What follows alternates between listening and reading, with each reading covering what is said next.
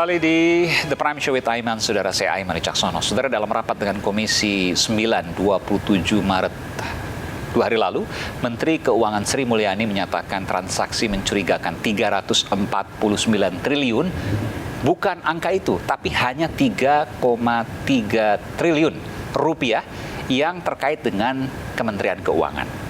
Sementara yang berhubungan dengan Kementerian Keuangan pula ada 135 surat dengan nilai 22 triliun rupiah.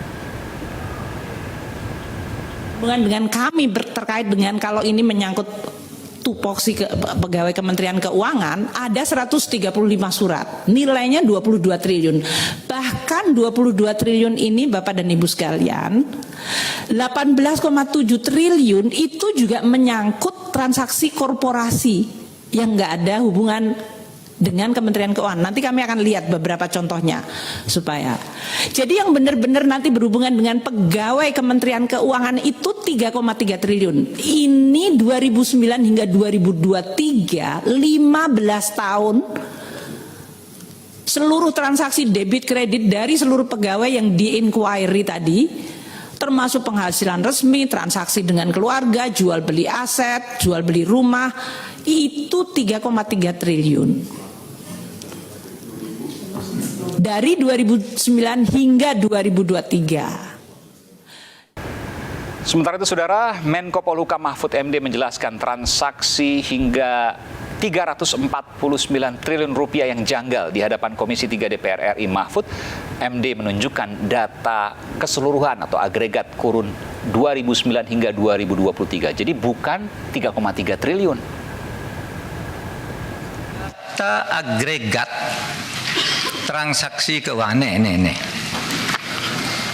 Transaksi keuangan yang 349 triliun itu dibagi ke dalam 3 kelompok. Satu, transaksi keuangan mencurigakan di pegawai Kementerian Keuangan.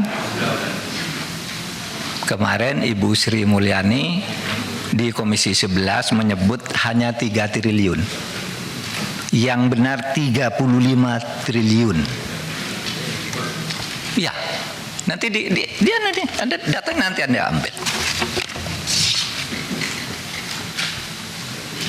Kemudian transaksi keuangan mencurigakan yang diduga melibatkan pegawai Kementerian Keuangan. Itu besarnya 53 triliun. Plus sekian. Kemudian transaksi keuangan terkait kewenangan Kementerian Keuangan sebagai penyidik tindak pidana asal dan TPU yang belum diperoleh data sebesar 260,1 sehingga jumlahnya 349 triliun fix. Jelas dikatakan oleh Pak Mahfud bukan 3,3 triliun tapi 349 triliun. Jadi kecil kemudian dibalikan lagi ke besar dari sebelumnya yang besar. Nanti kita akan bicara soal itu. Tapi sebelum bicara soal itu, saya ingin bicara dulu soal bea dan cukai yang kemudian pernah disampaikan oleh Bung Boyamin Saiman pada saat akhir 2021 lalu terkait dengan kelangkaan minyak goreng. Bung Boyamin sempat mengatakan kepada saya masih ingat betul pada waktu itu, ada kecurigaan bahwa bea dan cukai bermain dalam kelangkaan minyak goreng yang sampai sekarang ternyata tidak ada tindak lanjutnya. Betul Mas Boyamin?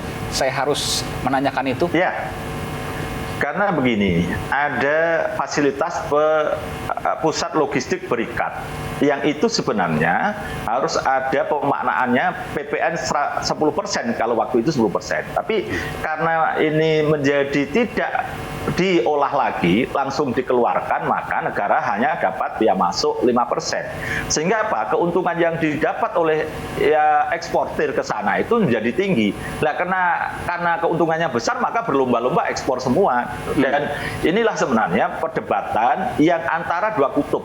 Itu urusannya PPN kalau diolah di sini. Kalau tidak diolah ya udah apa-apa, biarkan aja. Padahal maksud tujuannya pusat logistik berikat itu adalah memang niatnya supaya ada nilai tambah, ada mengerahkan tenaga kerja, ada investasi. Dengan begitu maka tidak diperoleh itu 10% dari PPN. Bukan ekspor bahan mentah gitulah ya.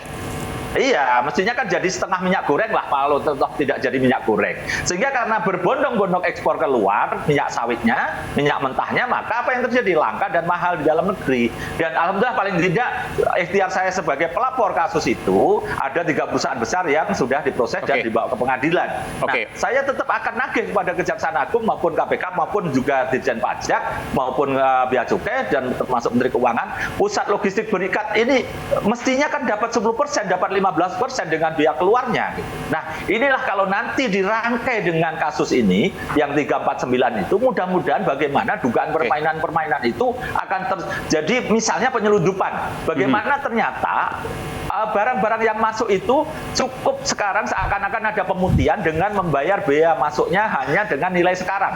Jadi kalau ada motor gede penyelundupannya harganya 100 juta, 5 tahun kemudian tinggal 10 juta, maka cuman dari 10 juta itu, 10 juta karena barang mewah ya 10 tambah 10 jadi 20 juta. Padahal negara harusnya dapat 200. 200 dikurangi 20 tinggal berapa? 180 yang kita kehilangan. Oke. Tapi saya kembali sedikit ke minyak goreng tadi, Bung Boyamin. Kawasan berikat dapat untung, kan negara yang dapat untung, bukan bea dan cukai. Kemana kemudian pikiran Anda sehingga Anda mencurigai bea dan cukai dalam hal ini? Kelangkaan minyak goreng pada akhir 2021 lalu.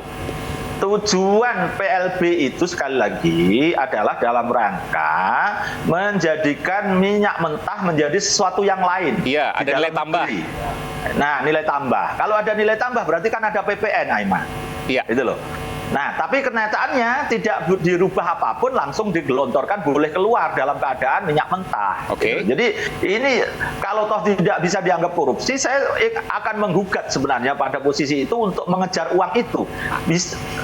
Bagi eksportir itu mestinya punya kewajiban selain biaya keluar, dia juga kena PPN. Oke. Untuk saya paham gini. Menjadi setengah minyak goreng misalnya. Jadi Anda mencurigai ada kong kali kong antara pengusaha hitam dengan bea dan cukai sehingga mereka bisa mengekspor bahan mentah yang tidak menguntungkan bagi negara.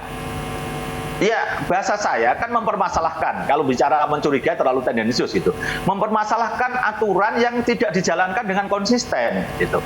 Karena apa? Yaitu tadi, kalau negara mestinya dapat 15%, cara kasar lah, mungkin ya agak berkurang dikit. Tapi hanya dapat 5% dari biaya keluar. PPN yang mestinya bisa dipungut dari situ, seperti kawasan berikat, itu beda. Ini pusat logistik berikat namanya. Dan itu ada peraturan menteri, ada peraturan pemerintah, bahwa itu artinya harus ada proses peralihan perubahan dari minyak mentah menjadi sesuatu setengah minyak goreng lah, tidak usah minyak goreng misalnya. Jadi kalau waktu itu juga disebutkan bahwa bahkan harus menjadi minyak goreng yang boleh diekspor, maka kita dapat PPN lebih besar lagi gitu loh. Jadi sehingga orang tidak akan berbondong-bondong menggelontorkan minyak sawit, minyak mentah keluar. Gitu. Dan sampai sekarang kasus itu nggak jelas. Belum ada masalah. Belum ada kemajuan. Baik. Ya, betul. Kita akan tunggu nanti bagaimana Bung Boyamin, apakah akan melaporkan hal itu kembali atau mengingatkan dan lain sebagainya. Tentu kita akan menunggu nanti Bung Boyamin akan melakukan seperti apa. Terima kasih Bung Boyamin. Saya akan kembali nanti bersama dengan Bung Abraham Samad untuk membahas masalah ini. Kan TPPU ini nggak bisa hadir, nggak bisa diusut kalau nggak ada tindak pidana asal. Jadi uang haramnya ada. Tapi dari mana uang haram itu? Kalau nggak ketemu tindak pidana asalnya, ya bakal menguap. Benar nggak seperti itu? Nanti kita akan jawab. Sesaat lagi, saudara, saya akan kembali di The Prime Show with Aiman.